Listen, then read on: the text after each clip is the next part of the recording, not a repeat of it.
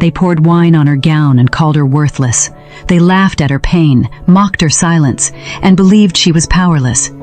But what they didn't know was that the woman they humiliated that night owned the very empire they were standing on. Before we begin, please like, subscribe, and tell us where you're watching from. Because together, we don't just tell stories, we keep hope alive. The ballroom glittered beneath golden chandeliers and polished marble floors. Every camera flashed for Damien Whitmore, the billionaire everyone admired and feared. By his side stood his wife, Clara, elegant in a midnight blue gown, her dark hair swept into a graceful knot. She looked serene, but behind her calm eyes lived years of quiet pain. As they entered, Damien leaned close and whispered coldly, "Remember your role tonight. Smile, and don't embarrass me." She smiled for the cameras anyway, because that's what she'd always done, hide her pain behind grace.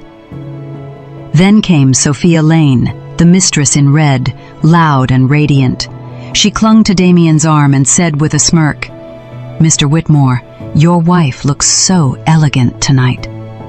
It wasn't a compliment. It was a dagger wrapped in silk. Moments later, in front of everyone, Sophia raised her glass and deliberately poured red wine across Clara's gown. Gasps filled the room. Damien laughed cruelly. "Pathetic. Worthless. I can't believe I'm stuck with someone like you."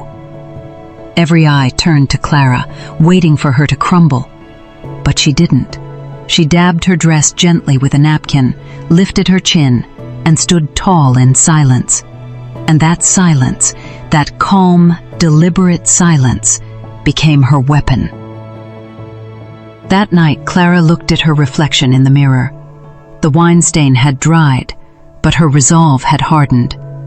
For years she had endured cruelty, betrayal, and humiliation, but now she knew her silence would no longer protect him. It would destroy him. Days later, as Damien flaunted his mistress across headlines and bragged about his upcoming $8.4 billion contract, Clara made a discovery that changed everything. Inside her late father's files, she found contracts, documents signed with her name. But the handwriting wasn't hers. Every deal that built Damien's empire was forged with her stolen signature. The company, the fortune, the fame, all of it stood on a lie. Clara didn't shout. She didn't argue. She planned. She met with her father's lawyer, Mr. Grant, and placed the forged papers before him.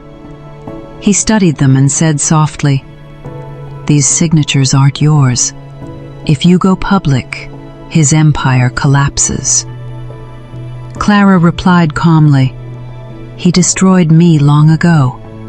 Now I'm just setting things right." She called Ethan Clark, her childhood friend who worked inside Damien's company. "Ethan," she said, "I need your help. He's built everything on lies." Without hesitation, Ethan agreed. Together, they uncovered a network of offshore accounts, fake charities, and shell companies, all tied to Damien. For weeks, Clara worked in silence, while Damien continued his parade of arrogance. He believed she was broken. He believed she was harmless. He had no idea she was dismantling his empire from within. The morning of the grand contract signing arrived. The boardroom gleamed with cameras, investors, and luxury suits. Damien entered with his usual swagger, Sophia glowing at his side. Then, quietly, Clara walked in and sat at the far end of the table. Damien smirked. "You don't belong here, Clara. This is real business." She folded her hands and waited. As Damien lifted his pen to sign, Clara's voice broke the silence. "Before you sign," she said softly, "you might want to read this." She slid an envelope across the table. The lead investor opened it, and his expression changed. He passed it to another, then another. Whispers filled the room. Inside were documents proving Damien had forged Clara's signature on every major deal for the past 3 years. The investors turned pale. One slammed the folder shut.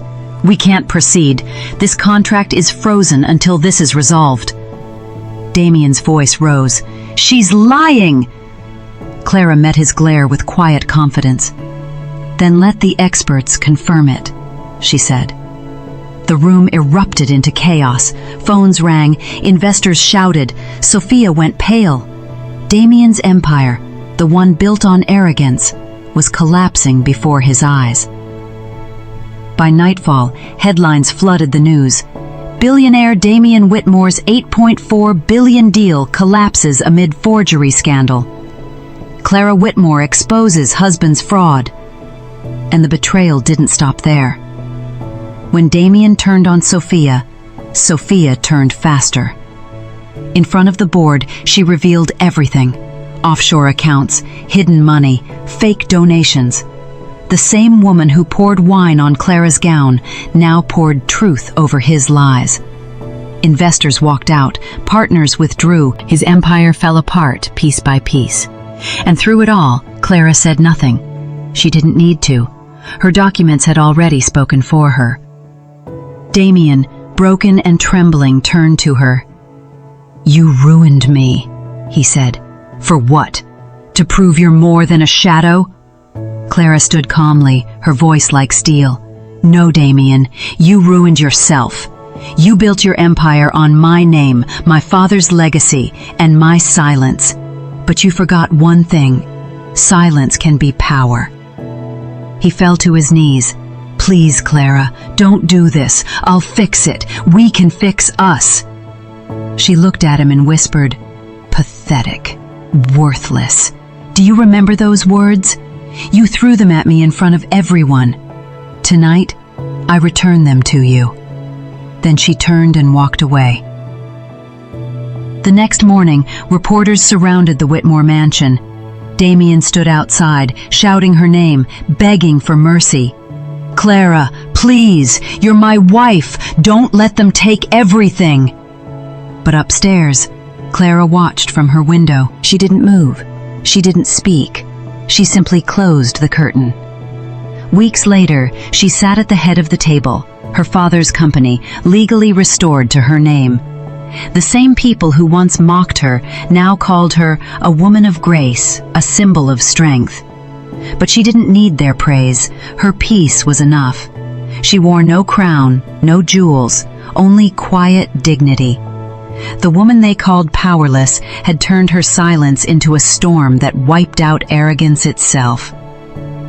Because humiliation may wound, betrayal may scar, but truth, patience, and silence, they can turn weakness into unstoppable power.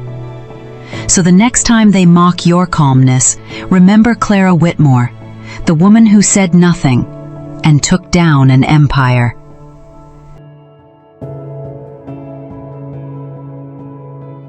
If this story inspired you, please like, share, and subscribe to support more stories like this.